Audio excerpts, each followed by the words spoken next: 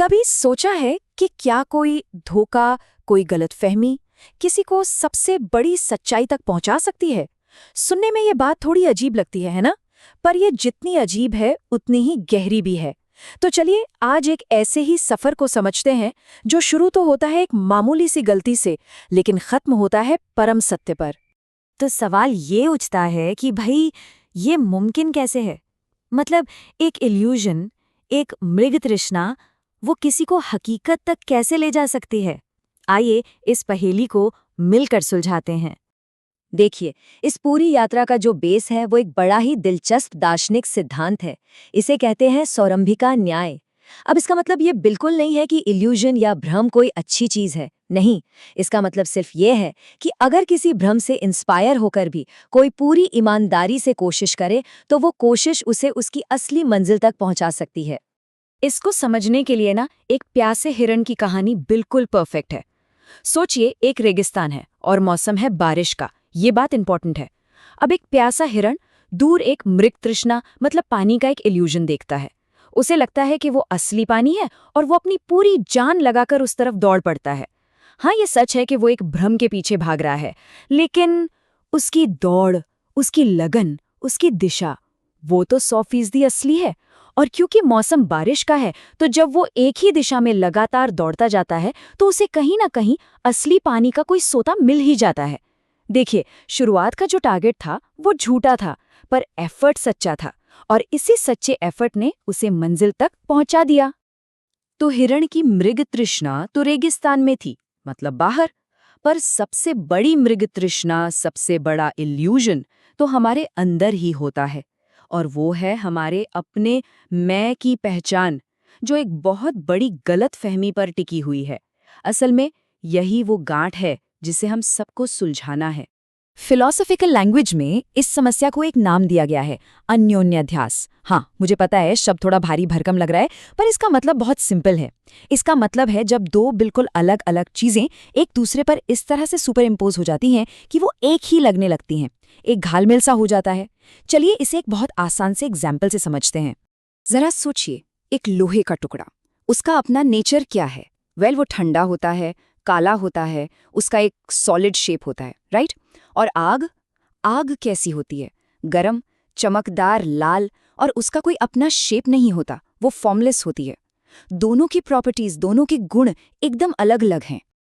अब देखिए, ठीक यही चीज हमारे साथ होती है। हमारा मन और शरीर वो उस ठंडे काले लोहे की तरह हैं, अपने आप में इनर्ट मतलब बेजान। और जो प्योर कॉन्शियसनेस है, जो शुद्ध चेतना है, वो उस आग की तरह है, फॉर्मलेस और हमेशा जीवंत। अब होता ये है कि जब चेतना का प्रकाश इस बेजान मन पर पड़ता है तो मन भी आग में रखे लोहे की तरह चेतन, एक्टिव और जीवंत लगने लगता है।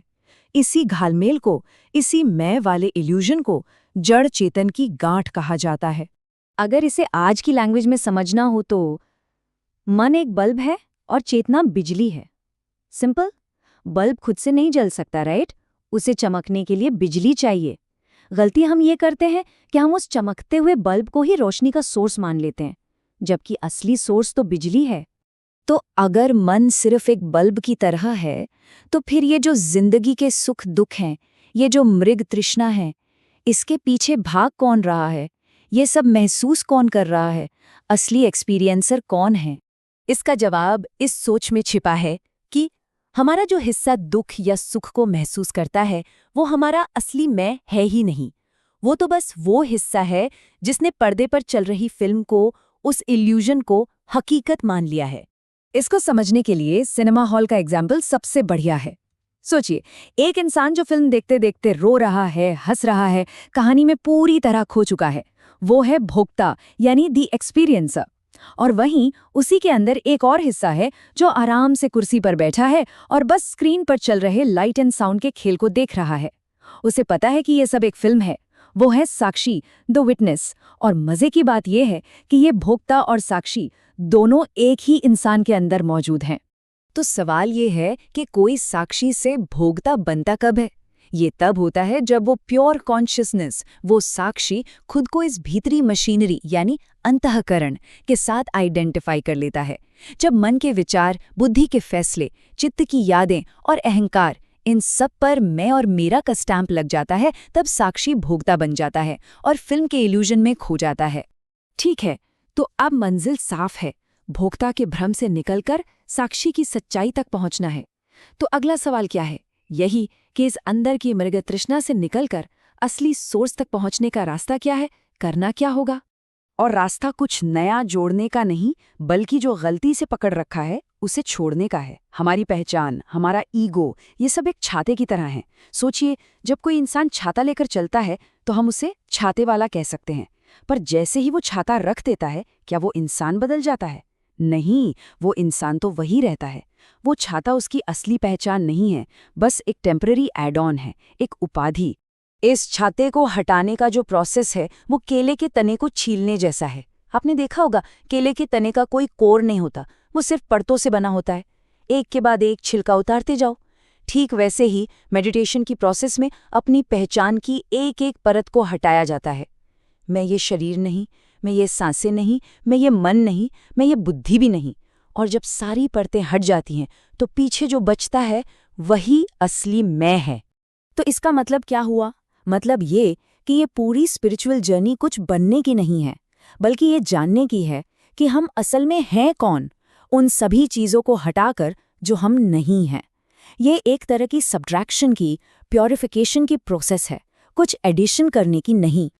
चलिए, अब इन सभी फिलोसॉफिकल आइडियाज़ को थोड़ा प्रैक्टिकल बनाते हैं, आज की जिंदगी से जोड़ते हैं। तो हमने आज क्या क्या समझा, एक क्विक रीकैप करते हैं। पहली बात, मृग तृष्णा यानी एक सच्चा एफर्ट, भले ही गलत चीज से शुरू हो, वो भी हमें सच्चाई तक पहुंचा सकता है। दूसरी, गांठ, हम मन नहीं है, मन तो सिर्फ हमारे प्रकाश को रिफ्लेक्ट करता है। तीसरा, साक्षी, हमारा असली स्वरूप वो शांत ऑब्जर्वर है, फिल्म में उलझा हुआ कैरेक्टर नहीं। चौथा, छाता, हमारी सारी पहचान, हमारी लिमिट्स, वो बस टेम्पररी एड ऑन्स हैं, हमारा कोर नहीं। और आखिरी बात, रास्ता, असली ग्रोथ कुछ जोड़ने से नहीं, बल्कि जो हम नहीं हैं उसे घटाने से होती है। आज के ज़माने में जब चारों तरफ इन्फॉर्मेशन ओवरलोड है, हर कोई अपनी आइडेंटिटी में कुछ नया जोड़ने की दौड़ में लगा है, तब ये पुरानी विजडम हमें याद दिलाती है कि असली क्लैरिटी और शांति ज़्यादा पाने में नहीं, बल्कि जो अननेसेसरी है उसे जाने देने में है। तो बस जाते जाते एक सवाल छोड़ जाता हूं, अगर हमारी सारी चिंताएं, सारा बोझ सिर्फ उस मानसिक छाते की वजह से है जिसे हमने पकड़ रखा है, तो सोचिए, बिना उस छाते के जिंदगी की असली बारिश में भीगने का अनुभव कैसा होगा। इस पर सोचना वाकई दिलचस्प हो सकता है।